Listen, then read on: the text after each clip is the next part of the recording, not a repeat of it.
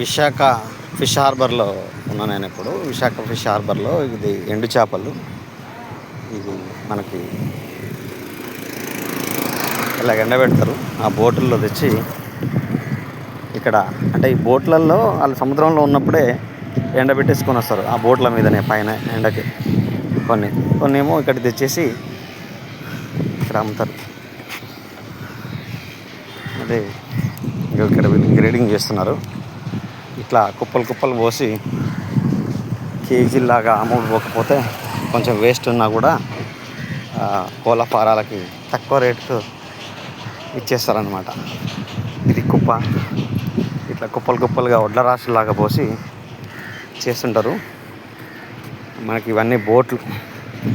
ఇక్కడ ఈ బోట్లలో తెచ్చిన చేపలు చిన్న టాటా ఏసీల్లో మెయిన్గా ఇక్కడ రిక్షాలు ఉంటాయి. ఇక్కడ చూడండి మెయిన్గా రిక్షాలు ఎక్కువ ఇక్కడ. బోట్ నుంచి కస్టమర్ల వరకు అమ్మే వాళ్ళ వరకు తెస్తారు వాళ్ళు. ఇది ఎండు చేపలు ఇలాగా.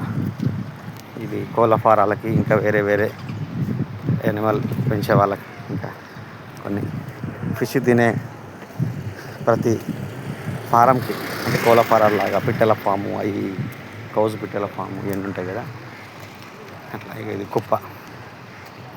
ఇక్కడ 6 రూపాయలకి 9 రూపాయల కేజీ ఇస్తారట. ఇట్లా బస్తాల్లో ప్యాక్ చేసి పంపిస్తుండొచ్చు లారీలల్లో. ఇలాగుంటుంది బస్తాలు.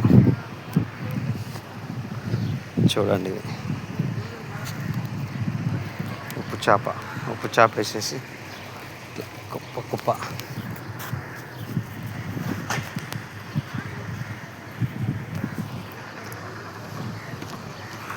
ఇట్లా మొత్తం చేసి ఎండబెట్టి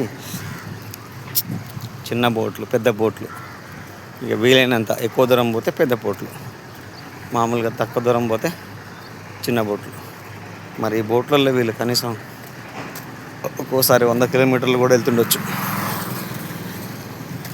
ఇది చిన్న ఫిష్. ఇవన్నీ ఎండబెట్టి అక్కడ పాట పాడతారనమాట. కుప్పల్లాగా గంపలు 15 కిలోలు 20 కిలోల గంపలు ఉంటాయి. ఆ విధంగా ఇవన్నీ బోట్లు. ఇది విశాఖ హార్బర్ పోర్ట్ అంటారు దీన్ని. ఇదంతా దాదాపు చాలా పెద్ద ఉంది. 50 నుంచి 100 ఎకరాల్లో. అక్కడ పెద్ద బోట్ ఉంది చూడండి, అదొకటి. ఇట్లా ఎండు చేపలు వేసి ఇలాగ మొత్తం ఎండబెట్టేసి బల్క్లో కావాలంటే లోడు కావాలంటే చాలా చీప్గా వస్తుండొచ్చు. 6 రూపాయలు 9 రూపాయలు అంటే చేపను బట్టి అని తెలిసింది.